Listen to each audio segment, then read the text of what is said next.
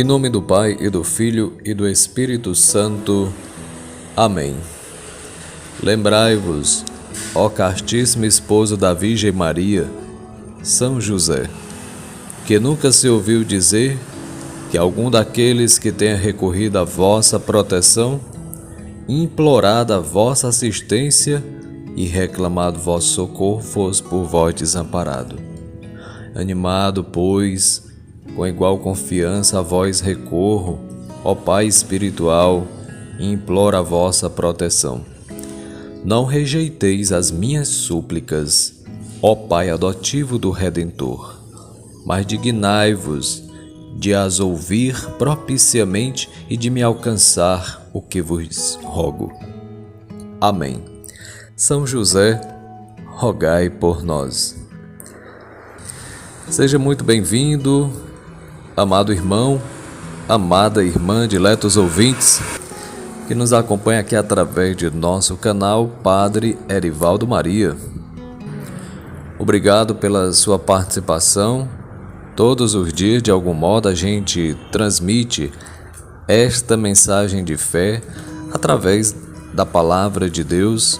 Queremos evangelizar, levar até você a boa nova de nosso Senhor Jesus Cristo.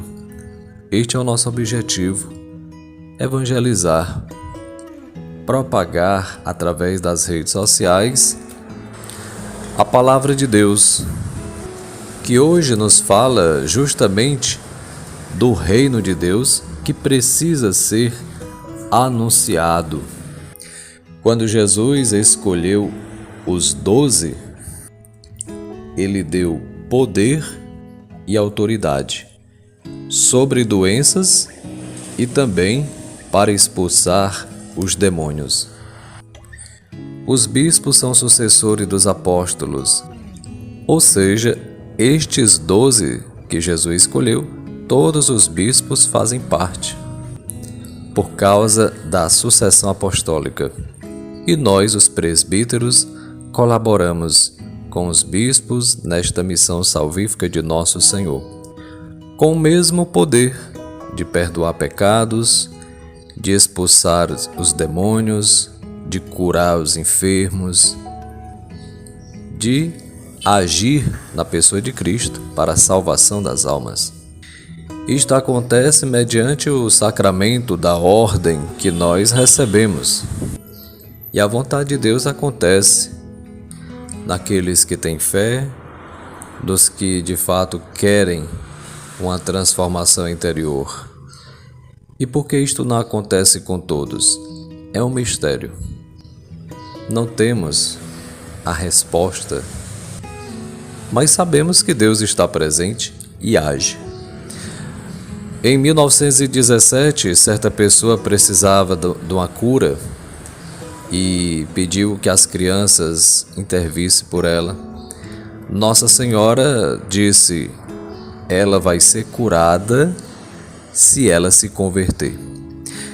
Então, cada caso é um caso. Existem pessoas que podem ser curadas cedo ou tarde, ou não, né?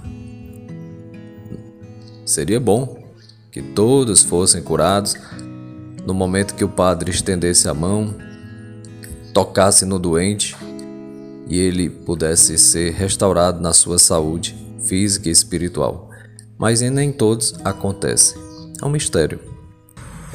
Nos meus quase 6 anos de sacerdote, eu posso testemunhar muitas graças que eu tenho visto a mão de Deus agindo. Para exorcizar e expulsar os demônios, precisa de uma autorização do bispo local. O bispo em si, ele é um exorcista, caso não tenha em sua diocese. Para casos graves, espirituais, que de fato precisa de um exorcista. Mas nem todos são destinados ao padre exorcista. Não é porque eu sinto uma dor no corpo ou alguma inquietação, um desconforto espiritual que eu vou precisar de um exorcista. Existe hoje, nós sabemos, problemas psíquicos, emocionais, traumas que muitas pessoas carregam e precisam ser avaliadas, muitas vezes do ponto de vista psiquiátrico, psicológico, pela ciência, que ajuda a entender a si próprio para de fato serem curadas, tratadas na sua enfermidade física. Por outro lado, sabemos também que existem pessoas que estão possessas, que são raras, ou sofrem alguma influência demoníaca, malefícios, que de fato precisa de um padre exorcista quando a pessoa está atormentada. Mas é preciso uma investigação mais profunda, de perto, para avaliar, porque cada caso é um caso. E também não é porque a pessoa sentiu algo estranho que possa ser demônio. Então, é preciso ter bom senso e sempre, como católico, buscar a igreja, o sacerdote, para avaliar, para conversar, para dar um direcionamento, uma orientação e que a pessoa tenha humildade para acolher as exortações do sacerdote, do padre, e que muitas vezes isto, infelizmente, não acontece. O padre chega, às vezes, a um diagnóstico, uma conclusão, um direcionamento, mas existem pessoas que não querem aceitar aquela posição do sacerdote. Isso não está correto, não é conveniente. Então a pessoa precisa também ter humildade para acolher o posicionamento da igreja, o direcionamento espiritual, humano, enfim.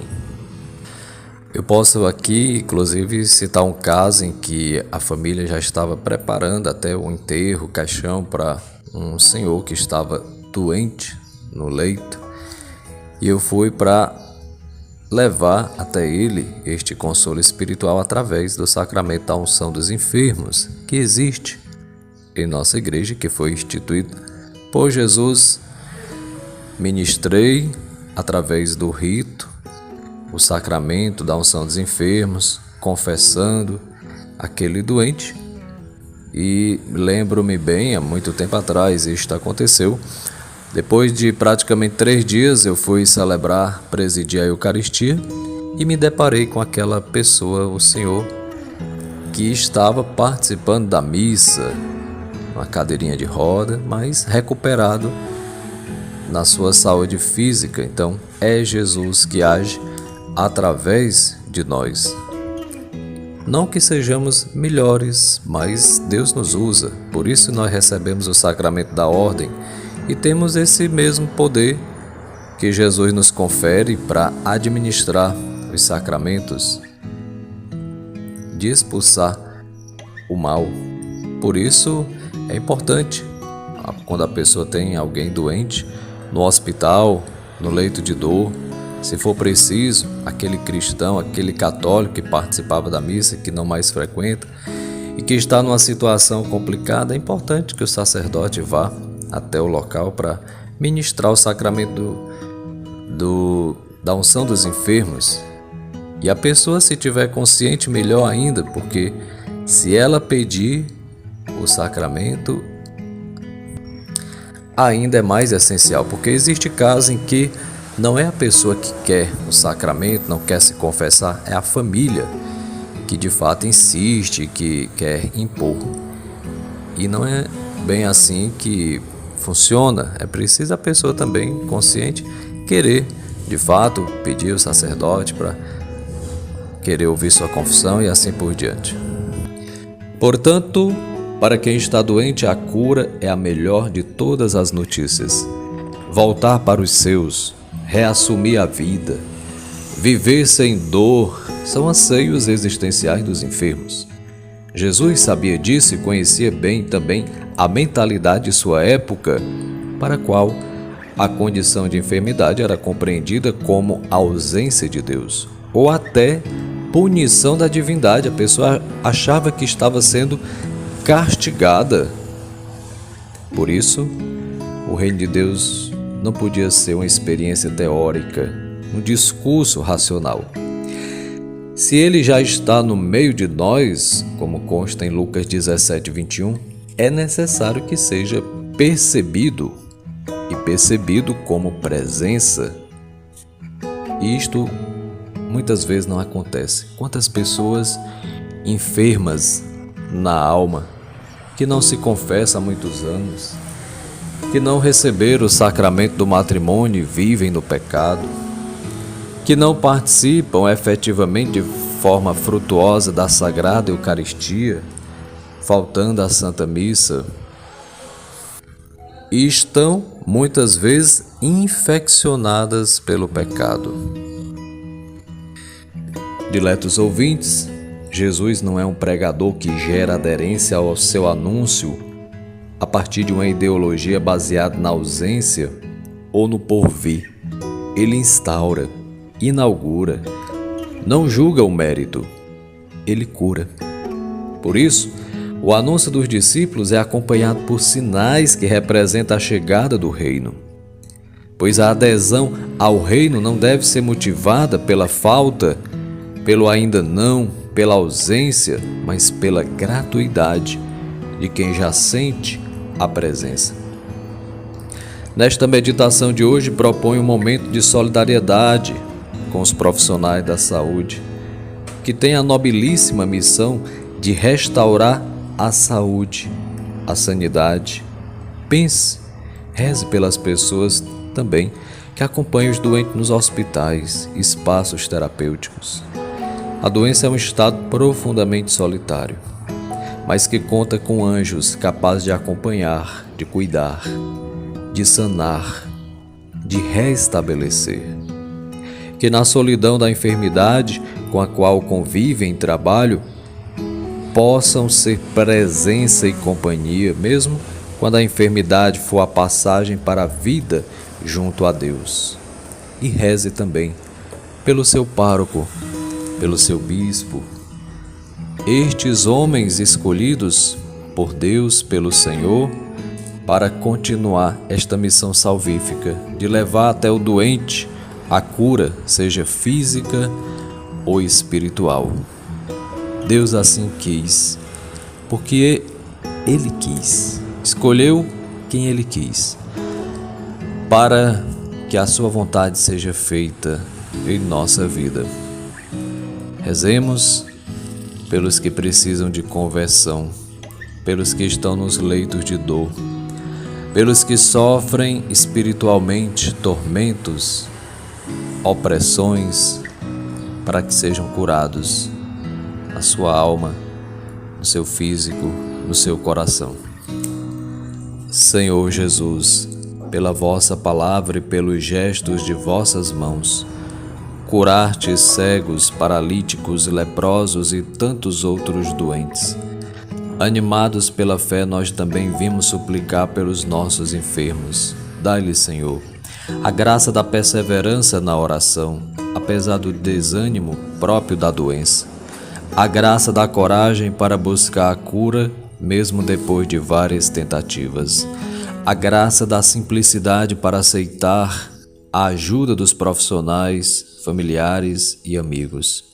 A graça da humildade para reconhecer as próprias limitações. A graça da paciência nas dores e dificuldades no tratamento. A graça de compreender pela fé a transitoriedade desta vida. A graça de entender que o pecado é a maior de todas as enfermidades. Que tenhamos todos a compreensão de que no sofrimento humano se completa vossa paixão redentora. Se for para a vossa glória, nós vos pedimos a cura de todos os nossos enfermos. Amém. Que Deus abençoe você e sua família, em nome do Pai, e do Filho e do Espírito Santo. Amém. Fiquem com Deus, uma boa quarta-feira e até amanhã, se Deus quiser. Salve Maria!